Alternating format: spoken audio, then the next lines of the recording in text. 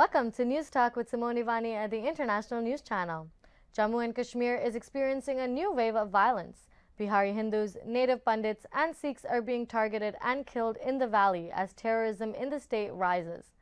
The not-so-coincidence of chosen targets being from states other than Kashmir indicates that the goal of the terrorists is to drive non-locals out and build a native, Kashmiri, resident-only state. Similarly, there's ongoing religious unrest in Bangladesh and West Bengal, with many Hindus being targeted and killed amidst Durga Puja.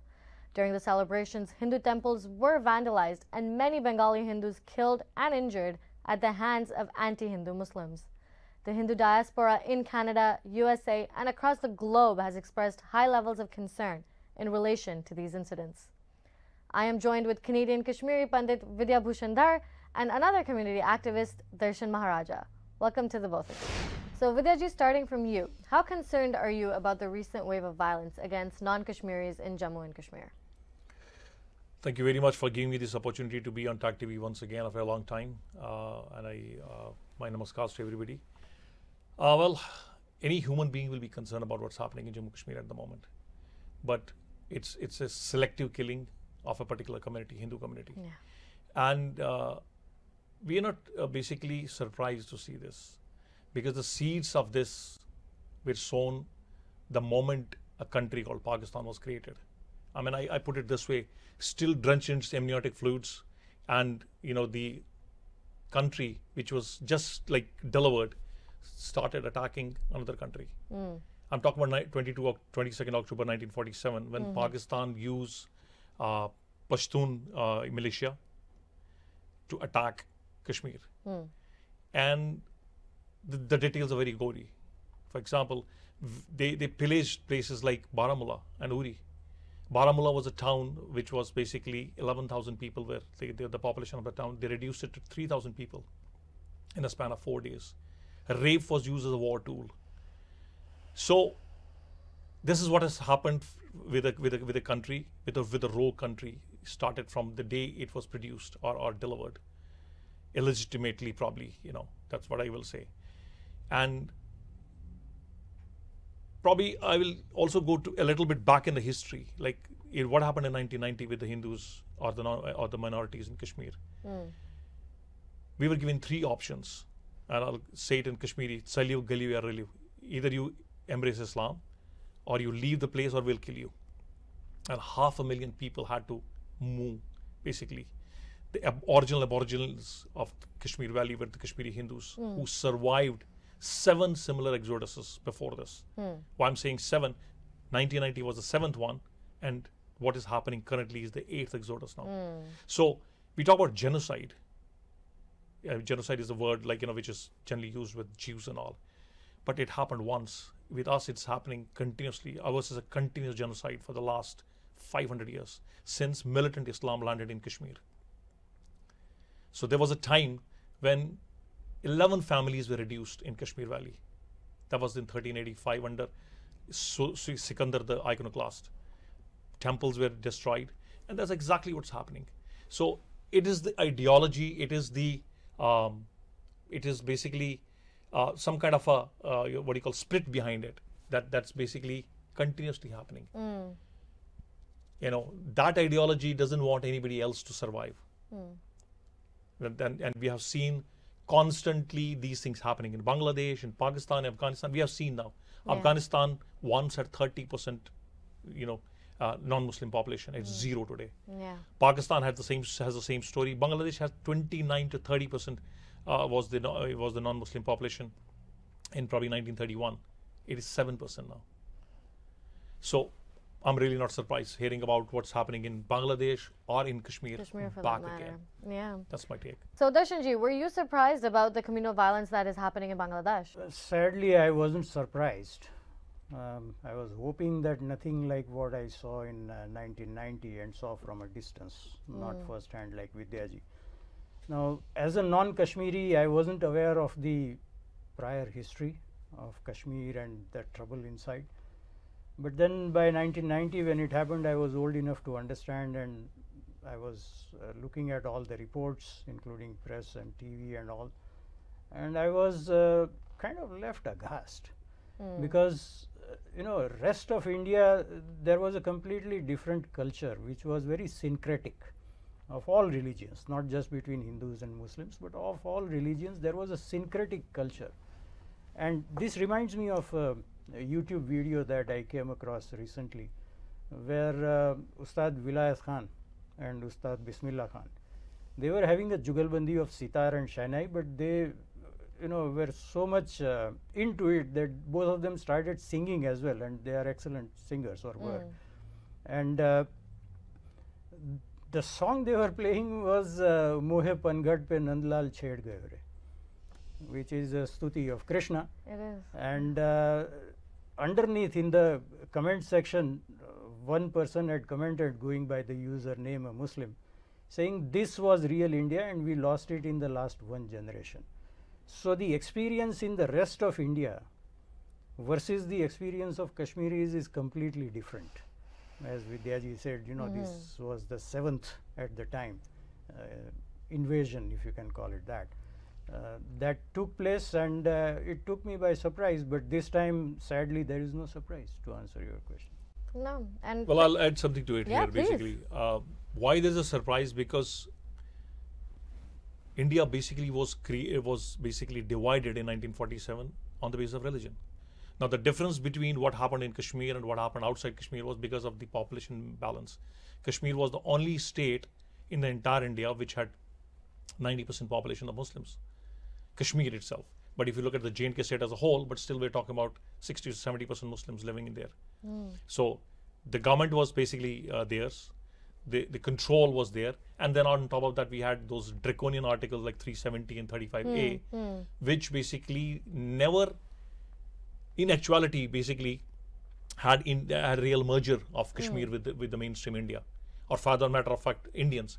Darshanji was not able to buy a piece of land in Kashmir, even if any Kashmiri can basically buy a piece of land anywhere in India. Yeah. So there was a stepmotherly treatment. There were stupid laws which were anti-human, anti-woman, anti-LGBTQ,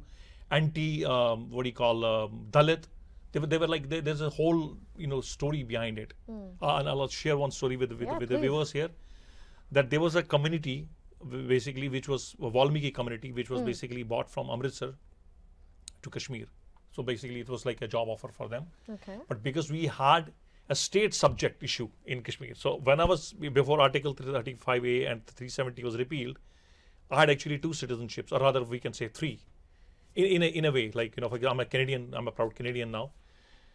I was an Indian citizen before I became a Canadian citizen. I was an Indian citizen, and then I was a Kashmiri citizen also. Yes. I had 2 citizenships. So these people were promised that they will basically get all the rights, like they will basically be part of like any other Kashmiris. And these families, close to 50,000 in number at that time, were never given their rights. And how this thing got revealed to the entire world, when one of the community daughters from this Valmiki community, who was a gold medalist in microbiology from Mumbai University, she applied for a job of assistant lecturer.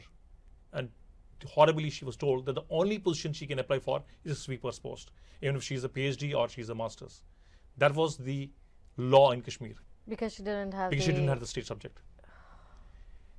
If a Kashmiri girl, anybody, whether she's a Muslim or a Hindu or a Sikh girl, if she marries an Indian, she loses her citizenship of Kashmir.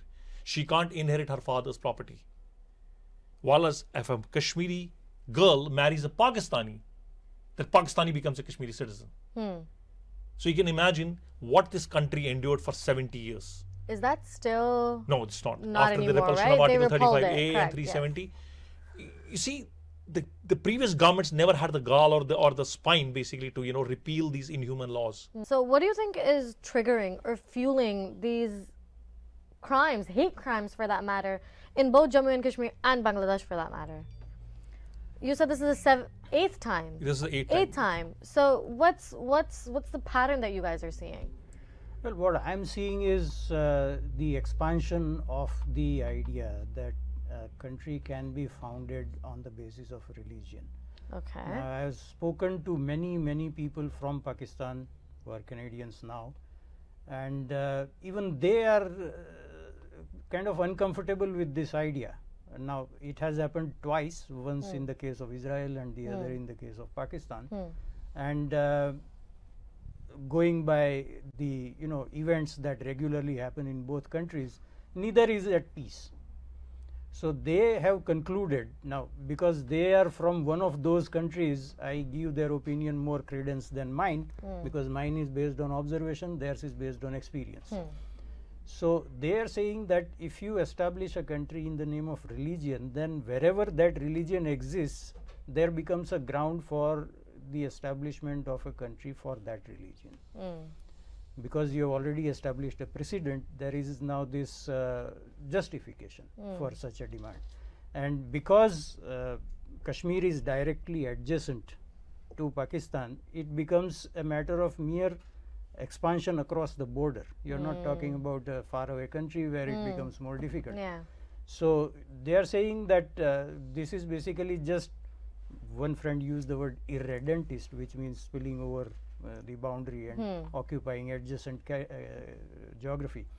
So that's basically what's happening in Kashmir. Bangladesh is relatively new, as I understand, because it used to be much better than what it is now. So now there is more religious based violence, specifically against Hindus, and that is I think part of the rise of global Islamist movement. It has spread to Bangladesh also, unfortunately, which has always had a very peaceful culture. So that's the unfortunate part here. But Kashmir is part of a pattern. Well, I mean, there's a little, differently our look at it, particularly Kashmir. So what has happened in Kashmir in the last 2 years since the repulsion of Article 370?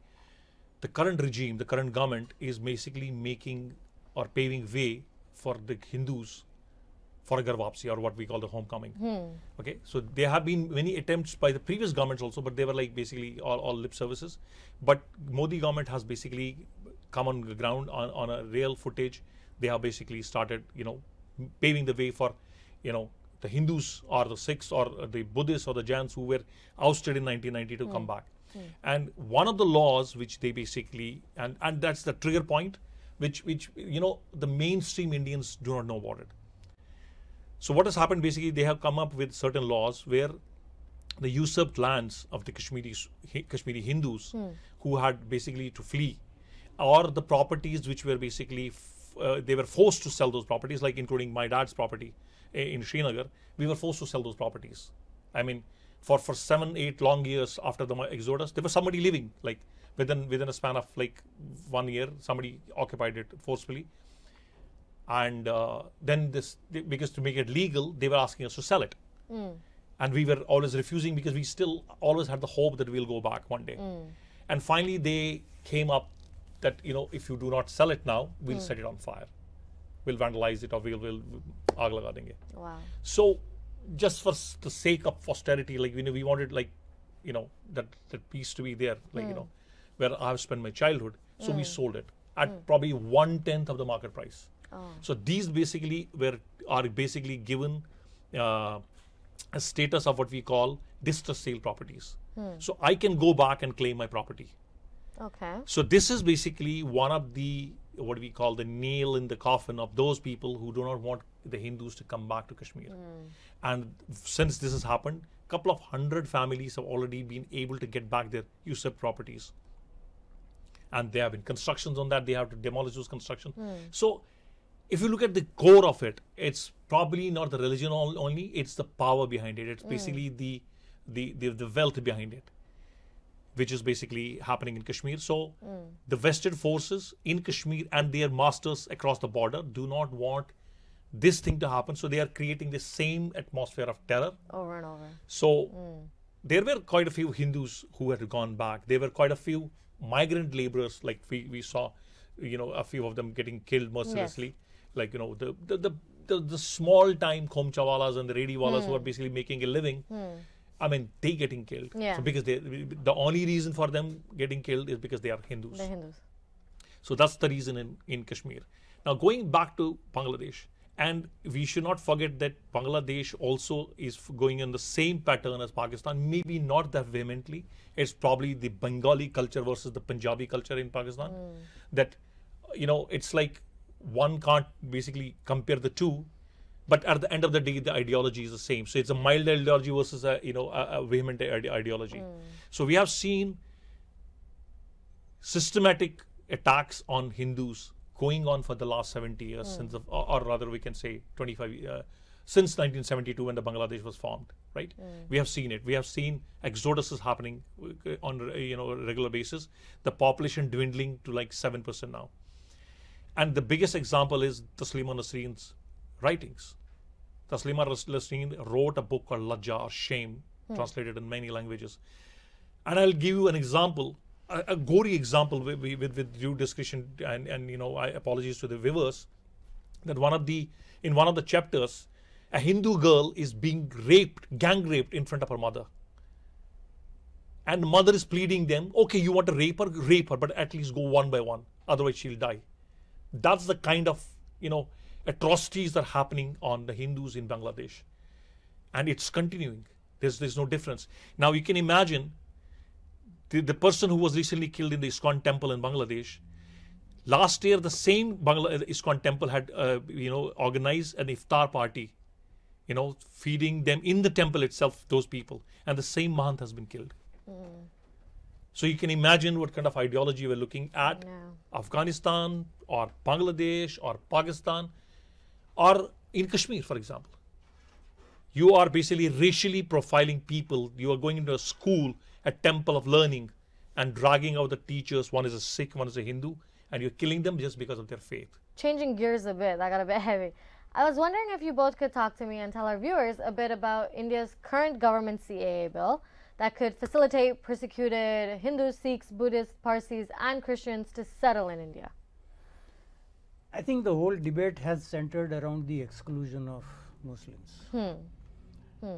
Now, really speaking, Hindus, Parsis, etc. have nowhere else to go. Not so for Christians. They have other countries where they can seek asylum. But being the place of origin of Hinduism, India has an obligation to the Hindus where they do not have the same standing, maybe a wrong word here, but the same facility to migrate to other countries to escape persecution. Whereas, objectively speaking, there are something like 57 Islamic countries. Yes, 54. 54 Islamic countries, and they have the options. Whereas for Hindus, there is no other option. Same with Sikhism. Parsis came to India as refugees.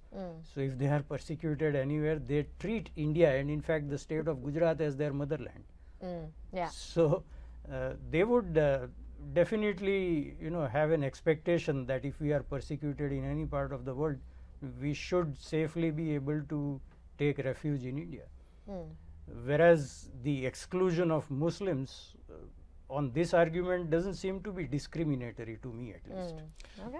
Well, I will give an extension to that. Basically, CAA is exclusively for those minorities who are subjugated to torture and all kind of forced conversions, and even in murders or even deaths, arsons, looting, every kind of war tool basically inflicted on them.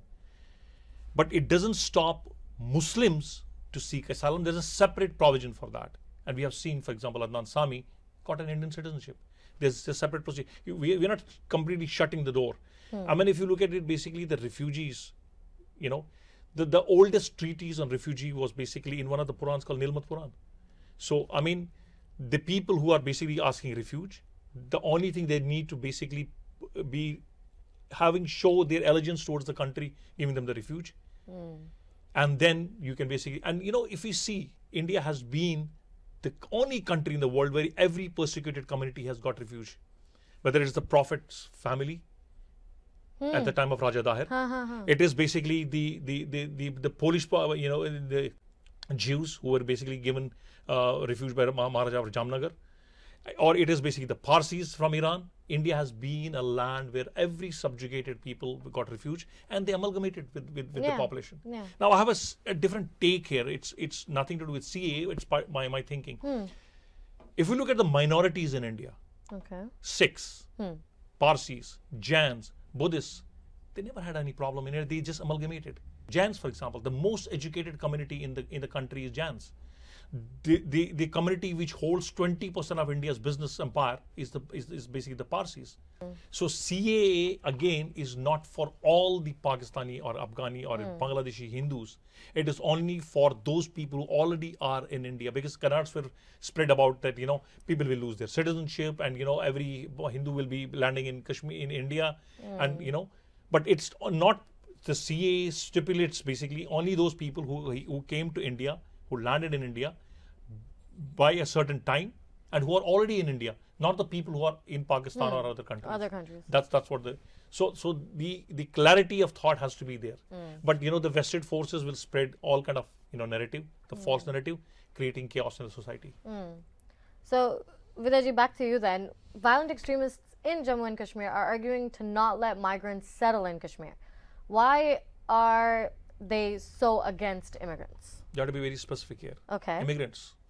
There have been Rohingyas in Kashmir. Have you heard about any of these parties telling Rohingyas to go out of Kashmir? No. No. Because Rohingyas are Muslims.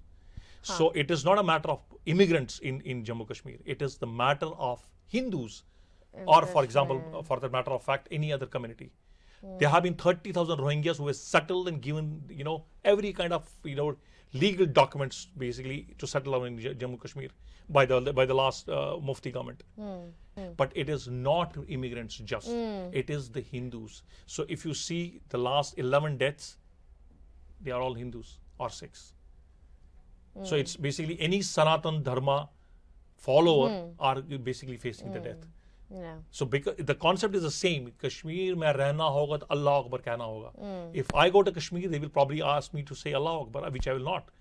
I do believe Allah is great, but you cannot force me to say that. I do acknowledge that every force who controls this world is great. Every Bhagwan, every Khuda, every Allah is great.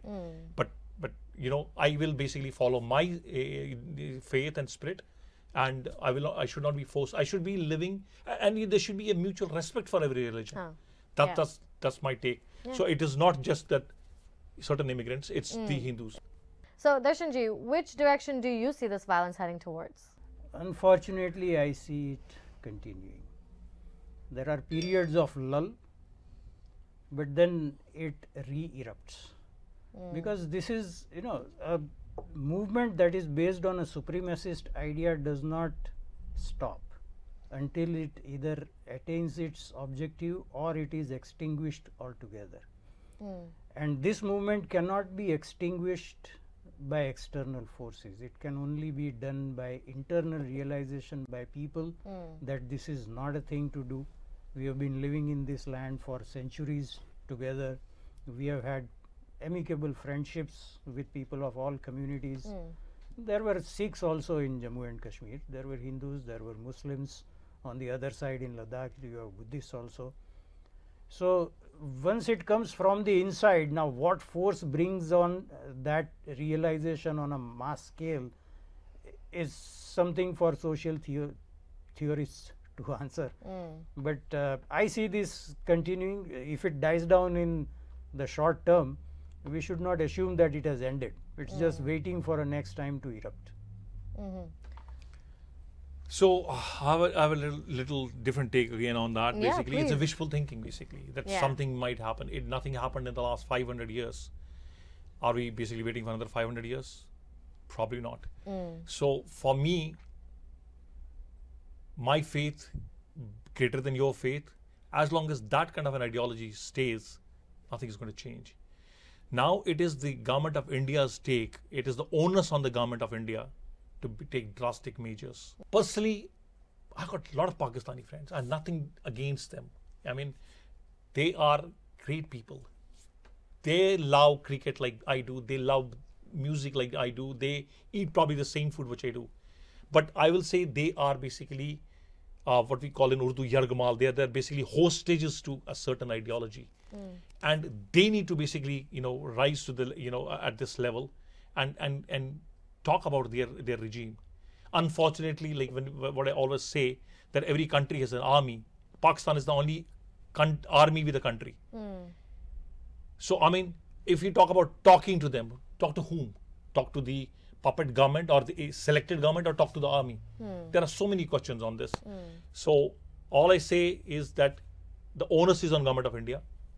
The onus is on the world, the so-called the civil society of the world, the leaders of the world, to take cognizance of what's happening in Kashmir, what's happening in Bangladesh, what's happening in Pakistan, what's happening in Afghanistan.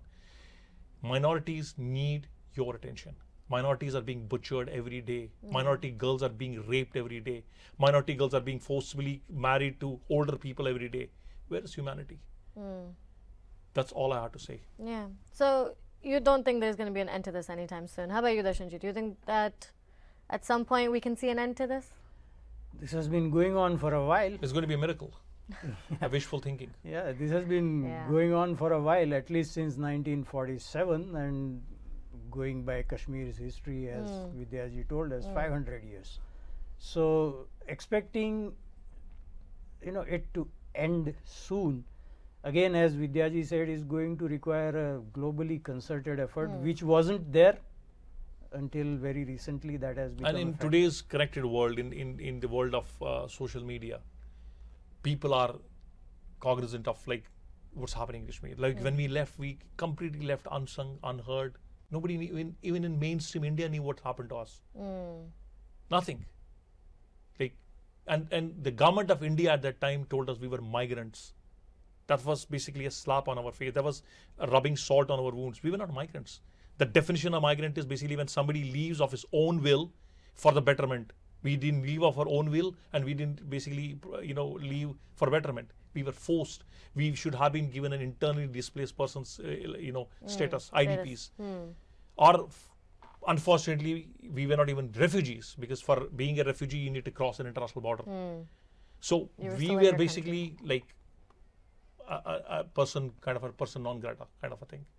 Nobody cared about us. No government, wiped our tears, and still 150,000 people are living in those ramshackle tents and those ramshackle buildings in Jammu for the last 30 years. These are those people who owned a lot of land, orchards. They were rich people having like palatial houses. They are living in one bedroom tenements now these days, and it's a slap not only on the ethos of Indian governments and on the ethos of Indians, but it's a slap on the entire humanity. What kind of change would you like to see then? From Indian government or from world leaders anywhere? I mean, as a solution, basically, Pakistan should stop basically the cross-border terrorism. Pakistan should basically stop funding these terror organizations, and we need to put a rein on these terror organizations. We're talking about what, 400-500 people? That's all what we are talking about. But like when we look at basically countries like China, they veto it. So everybody has their own vested interest. The world has to take a cognizance, not only on commercial basis. Not only look at their business interests. They should look at human interests. They should rise above these mundane things, and they should look at how we can basically help people. And in Pakistan, for example, what's happening in Afghanistan? Muslims are killing Muslims. There are no non-Muslims left there. I mean, at the end of the day, when we say Holy Quran, what it says, when one person is killed, the entire humanity is killed. Why can't people take cognizance of that? That's what I have to say. Yeah. I'm not sure. Something that I've heard a lot is that the mainstream media is not covering what is happening in Jammu and Kashmir and Bangladesh right now. Why do you think that is? It's basically like, if you look at like most of the Indian newspapers are controlled by basically business houses, from Times of India to Hindu to all those. So you basically, it's a battle of narratives. That's what's basically, and there are hundreds of stories, like probably it's not the platform to basically share that. Like as I said, like for example, for the mainstream India, Kashmir or Kashmiri is only Muslims.